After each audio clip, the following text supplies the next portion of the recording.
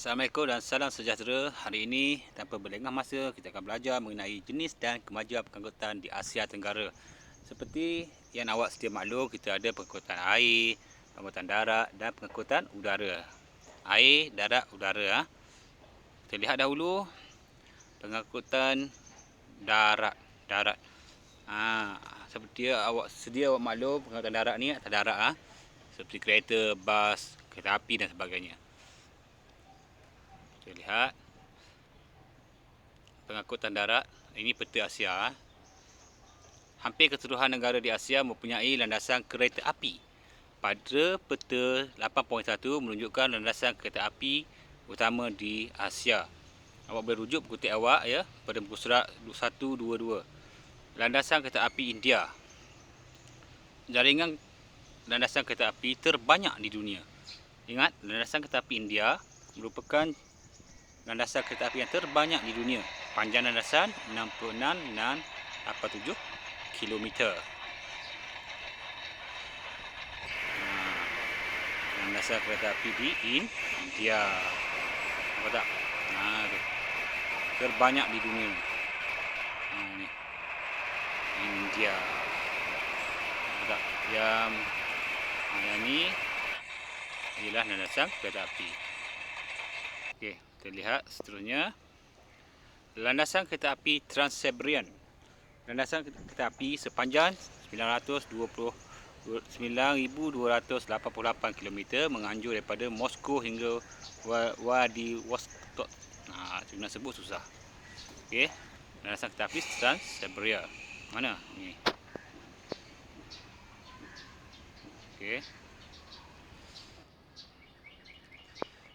Landasan kereta api Shikazen.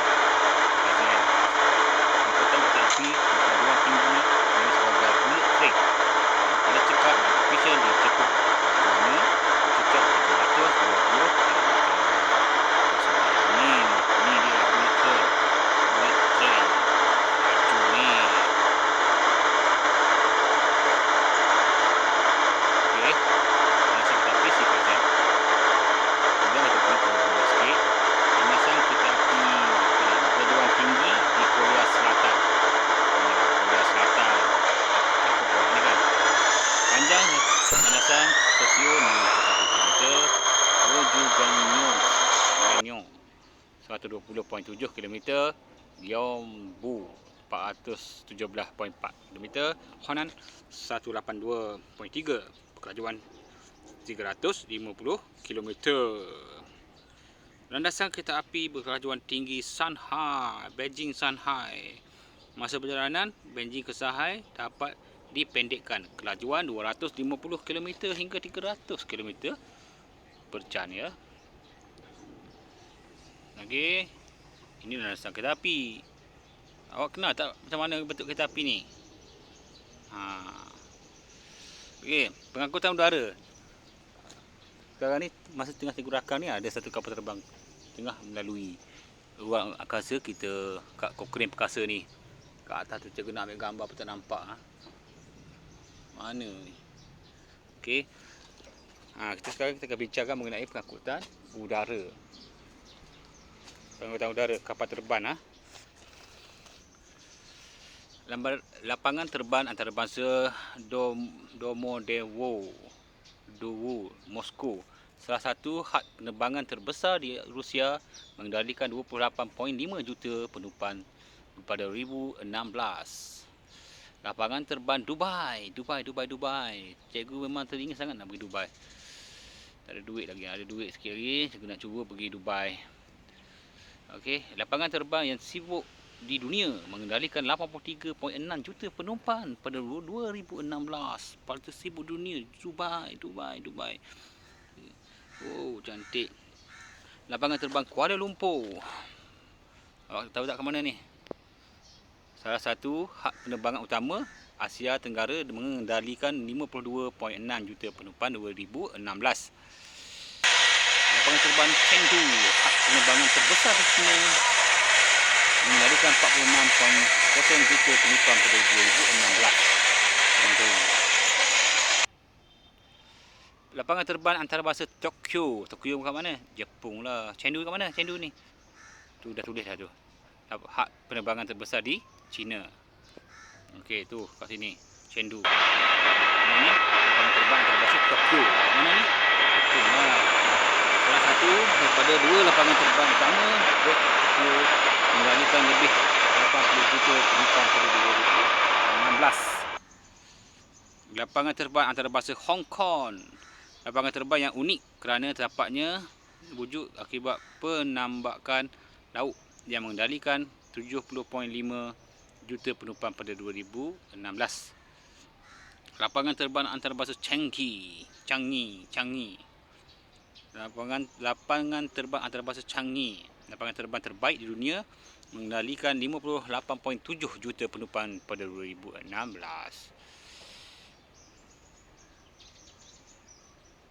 Kat mana lapangan terbang Changi tu? Cuba tengok peta tu. Pergi sini. Kat mana tu? Dia tulis negara apa tu? Tu lapangan Changi. Okey. Ni. Apa tu dia? Singapore Changi Airport. Lapangan terbaik di dunia. Pengangkutan air, udara dah, darat dah, air pula. Ini sekejap je, jangan takut, sekejap je. Cikgu tak akan habiskan kuota internet awak. Okey, cikgu cuba yang terbaik untuk anda. Pelabuhan merupakan komponen yang penting terutamanya dalam urusan perdagangan. Peta 8.3 menunjukkan antara pelabuhan utama di dunia di Asia. Ini peta pelabuhan-pelabuhan ni mengenai kapal lah, kapal-kapal pengangkutan lah. Pelabuhan mana negara awak? Ni. Ingat kat sini. Ni negara awak kat sini. Ni. Senang je. Tengok kat tengah. Okey, pelabuhan Jawahar, pelabuhan kontainer terbesar yang mengendalikan kira-kira 55% daripada jumlah kontainer di pelabuhan utama di India. Pelabuhan Tokyo mengendalikan barangan runcit dan makanan, kertas, bahan binaan dan sebagainya untuk keperluan penduduk industri setempat Tokyo. Pelabuhan Hong Kong, salah satu pelabuhan paling sibuk di dunia dan terlindung daripada bencana alam dan efisien berserta sistematik. Pelabuhan Hong Kong. Pelabuhan Singapura mampu menampung kira-kira 1,000 kapal kontainer pada setiap masa. Kat mana pelabuhan Singapura ni? Tengok sini. Ni. Itu. Nampak tak? Okey, bagus. Okey, kemajuan pengangkutan di Jepun. Ini awak kena ingat sikit lah. Di sini awak kena ingat sikit. Yang tadi pengenalan dia mengenai pelabuhan kat mana, kapal terbang, lapangan terbang kat mana, jalan kereta api kat mana, apa yang tersibuk, apa yang laju. Itu tadi. Yang ni awak sedikit kena ingat sikit lah. Kemajuan pengangkutan di Asia. Jaringan landasan Shikazen di Jepun. Shikazen yang cikgu cakap tadi merupakan rangkaian yang jalan pengangkutan darat yang paling efisien dan canggih. 4 pulau utama di Jepun, Hokkaido, Honshu, Shikoku, Kyushu dihubungkan melalui rangkaian jalan kereta api berteknologi tinggi dan maju. Ni, kita bincang mengenai Jepun. Landasan kereta api Jepun. Okey. Shikazen ni.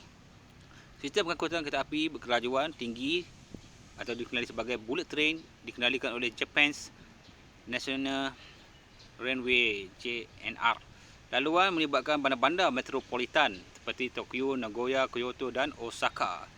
Jumlah perkhidmatan kereta api sehari sebanyak 358 perkhidmatan. Kira-kira 445,000 penumpang menggunakan perkhidmatan ini setiap hari. Ini laporan daripada 2016 daripada Central Japan Railway Company. Ini dia punya hala tuju dia lah. Kagoshima, Fukuoka, Hiroshima, Osaka, Kyoto, Nagoya, Tokyo, Kanazawa, Naigata. Itu semua lah. Okey. Stesen dia dengan tempat pertukaran ada rujuk kat situ lah. Okey, lapangan terbang antarabangsa Dubai. Ni lapangan terbang Dubai, tempat yang cikgu nak pergi sekali ni. Bila lah cikgu boleh pergi sekali. Terletak di metropolis Dubai yang merupakan sebuah metropolis terbesar, moden termasyur di Emirat Arab Bersatu UAE, merupakan lapangan terbang yang termoden dan paling sibuk di dunia. Diuruskan oleh Dubai Airport, terdiri daripada 3 terminal yang berkemampuan menampung kapasiti 90 juta penumpang setahun. 90 juta, bos. Dubai merupakan hub penerbangan yang terbesar di Asia Barat, ketiga terbesar di dunia selepas Beijing dan Atlanta. Dubai merupakan hub penerbangan yang terbesar di Asia Barat, ketiga terbesar di dunia selepas Beijing dan Atlanta. Okey, ini dia punya sejarah dia lah. Pada 1960 lapangan terbang antarabangsa Dubai mula beroperasi. Awak tengok pada 2010 tu, menaik taraf lubang lega terbesar lebih luas untuk menampung bilangan yang semakin meningkat. Pada tahun 2000 tu, terminal ketiga dibuka, merupakan terminal kedua terbesar di dunia selepas terminal di lapangan terbang Heathrow, London. Okey, terminal 1990, terminal kedua dirasmikan dilengkapi dengan kemudahan seperti pusat perniagaan dan hotel. Okey. Ini kita lihat pelabuhan kereta api kita dah tengok. Kereta api tu pengangkutan darat. Pengangkutan udara tadi, Dubai tadi dah tengok. Yang ni pelabuhan pengangkutan air pula. Okey. Pelabuhan Hong Kong. Ini kita bicara mengenai Asia. Yang Malaysia dah kan. Yang Malaysia dah belajar sebelum ni. Sekarang ni Asia yang lebih luas lagi. Okey, berkedudukan strategik di Laut Cina Selatan berkedudukan strategik di Laut Cina Selatan yang secara sumberjadi terlindung, dasar laut yang dalam membolehkan menjadi antara pelabuhan yang paling sibuk, masyhur dan penting kepada rantau Asia Tenggara dan Asia Timur. Jambatan Marine Hong Kong bertanggungjawab mengawal aktiviti kargo, kontainer secara menyeluruh, menjaga keselamatan mengemudikan kapal, menjalankan rondaan pelabuhan dan menguatkuasakan undang-undang antarabangsa dengan ketat. Ini pelabuhan apa ni? Pelabuhan Hong Kong. Pelabuhan ini menjadi pemangking pembangunan kemakmuran Hong Kong kerana terletak di kedudukan laluan perdagangan dunia. Itu penting sekali. Bila kita berada di satu lokasi strategik, ini akan membangunkan kita punya kekuatan ekonomi kita. Pada tahun 2016, pelabuhan ini telah mengendalikan 19.8 juta kontainer dan jumlah kapal perdagangan yang berlepas di pelabuhan ini sebanyak 370,990 buah. Meningkatkan darjah ketersampaian di Hong Kong melibatkan mobiliti penumpang 24.91 juta orang ramai ni. Ini pelabuhan Hong Kong lah. Okey. Kesan pengangkutan terhadap masyarakat, ekonomi dan alam sekitar. Ini kita kena bicara lah. Kita kena selidik. Setiap perkara yang kita buat mesti ada baik dan buruk dia. Okey. Kesan pengangkutan terhadap masyarakat, ekonomi dan alam sekitar. Masyarakat memendekkan masa perjalanan, betul. Bila ada pengangkutan, masa akan jadi lebih pendek, meningkatkan taraf hidup penduduk, meningkatkan integrasi, meningkatkan darjah ketersampaian. Ketersampaian awak boleh pergi ke satu tempat dengan senang, mudah. Okey, mengurangkan kesesakan lalu lintas. Ya, bila ada tak ambil ni kepala lah. Kita tengok di Kuala Lumpur kita ni. Awak berada di Kuala Lumpur kan, awak tengok. Cuba bayangkan kalau semua orang naik kereta. Memang jam lah jalan kan. Itu sebabnya bila ada LRT, monorail dan sebagainya tu akan mengurangkan kesesakan. Ada barai PKS semua itu awak dah belajar sebelum ni. Okey. Mewujudkan peluang pekerjaan, betul. Bila dah ada contohnya awak buka okey, kita nak bina MRT kat sekolah kita Cochrane ni. Perlu ada pekerja. Nak bina jalan raya kan, nak bina jalan MRT perlu ada kerja. Awak boleh masuk kerja kat situ dalam proses penyiapan landasan dan sebagainya tu. Lepas tu siap semua, dia buka pula untuk kerja sebagai cashier ke, pengurus ke dan sebagainya. Itu akan memberi peluang pekerjaan lah. Okey, ekonomi. Bandar berkembang menjadi hub perdagangan seperti Tokyo, Kyoto, Nagoya dan Osaka di Jepun. bila dah ada jalan pengangkutan, barang-barang dah boleh sampai dengan senang, manusia ataupun orang-orang ataupun awak-awak semua dah boleh bergerak ke tempat itu dengan senang. Jadi di situ akan menyebabkan berlakunya perkembangan ekonomi. Okey, pembinaan pusat rekreasi dan hotel bertaraf antarabangsa seperti Burj Arab di Dubai memperkembangkan perdagangan domestik dan antarabangsa, memajukan sektor pertanian, perindustrian dan pelancongan pertukaran mata wang asing. Ini antara kepada ekonomi ya. Kesan positif dan kesan negatif. Ni awak kena tengok yang ni. Kesan positif dia, kesan negatif. Awak kena rujuk, kena lihat betul-betul. Kepada anak kita. Tadi yang memberikan kebaikan kepada ekonomi, memberikan kebaikan kepada masyarakat, dah ada kan? Yang ni kepada anak kita pula. Kita tak boleh lihat dari satu sudut saja. Kena lihat daripada alam. Sebab kita sekarang ni berkolaborasi, bekerjasama dengan alam. Awak bernafas menggunakan oksigen. Awak keluarkan karbon dioksida, pokok-pokok akan ambil sebagainya. Itu macam mana berlakunya proses. Okay, kita selalu bersama, berselaras, berinteraksi ya antara alam sekitar dengan manusia. Okey, kita kesan positif kepada pembangunan tadi kepada alam sekitar. Kesan positifnya, kereta api berdarjah tinggi mengurangkan pencemaran alam. Betul. Bila dah tak ada guna diesel, tak ada guna minyak, tiada lagi pelepasan asap pelambung dan sebagainya, itu akan mengelakkan alam sekitar lagi lebih tercemar. Jadi alam sekitar akan lebih terjaga. Dia bergerak, contohnya pakai elektrik atau pakai ikutlah pakai sumber-sumber yang tidak membahayakan sekitar ni, itu akan memberikan kebaikan kepada alam jugalah. Perubahan landscape menarik dan mesra alam di kawasan sekitar. Betul lah, biasanya kalau awak tengok dekat LRT Kokering ni, sebelum awak masuk ke LRT tu, dia dah buat landscape kat ujung, kat tepi keliling dia punya center tu. Awak masuk ke dalam tu kan, ada taman-taman kat luar.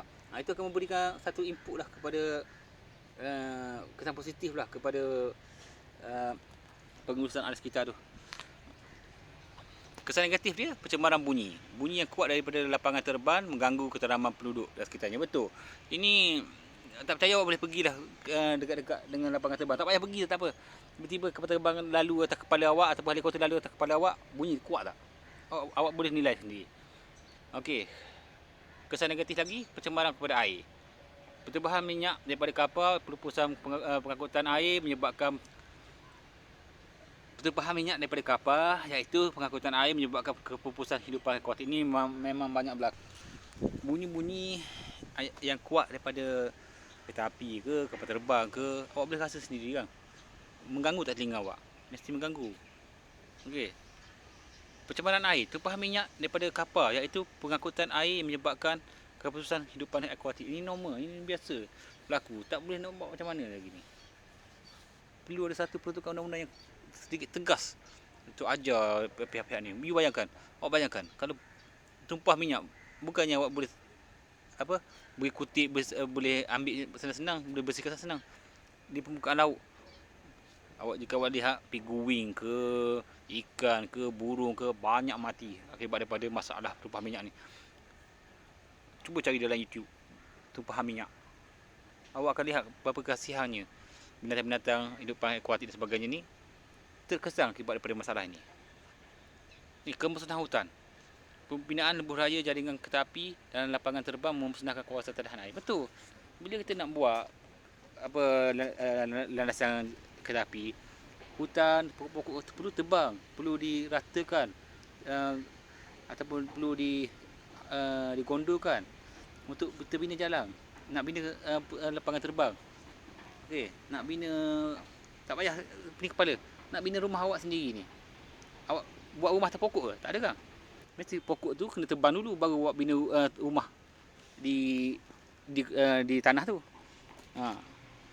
Maksudnya susah kita nak kawal ataupun nak jaga, sebab bila kita nak buat jalan, kita terpaksa tebang pokok.